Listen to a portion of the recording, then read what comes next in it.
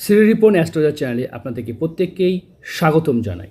আজকে একটা জাতিকার হাত নিয়ে এসেছি। জাতিকার প্রশ্ন সন্তান ভাগ্য নিয়ে প্রশ্ন, তাছাড়া অন্যান্য প্রশ্নও আছে। আমরা সব প্রশ্নের উত্তর দেব। সঙ্গে থাকুন, সম্পূর্ণ ভিডিও দেখুন, স্কিপ করবেন না। নারীরা বাম হাতটা দেখবেন, পুরুষরা ডান হাতটা দেখবেন, অথবা দুটো হাতে দেখতে পারেন।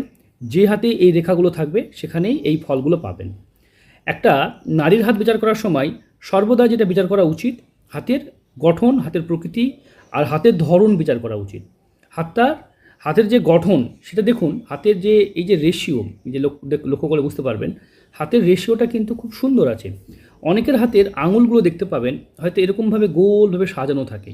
এই জাতিকার কিন্তু আঙুলটি বৃহস্পতি থেকে একদম এরকমভাবে এসেছে। এটা চৌকো হাতের শ্রেণীতে পড়ে। এদিকে একটু বেশি পরিশ্রম করতে হয়। চৌকো হাতের শ্রেণীতে পড়ে, এদেরকে একটু বেশি পরিশ্রম করতে হয়। এবং বেশি পরিশ্রম মানে কি, একটু প্রচুর